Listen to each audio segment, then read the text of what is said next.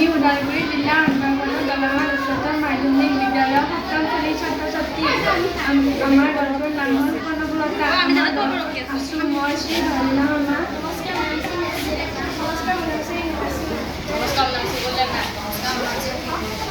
আমাৰ প্ৰকল্পটো হ'ল পেলনীয়া কাঠেৰে ডাষ্টবিন প্ৰস্তুত কৰাত। উক্ত প্ৰকল্পটিত আমি ব্যৱহাৰ কৰা সামগ্ৰীসমূহ হ'ল পেলনীয়া কাৰ্টুন, ললিপপ, বাঁহৰ কাঠি আদি।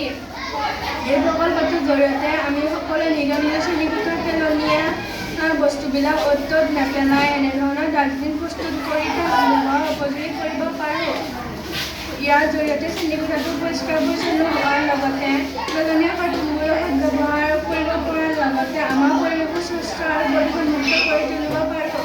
পৰিষ্কাৰ পৰিচ্ছন্ন জীৱনৰ মূল চাবি কাঠি।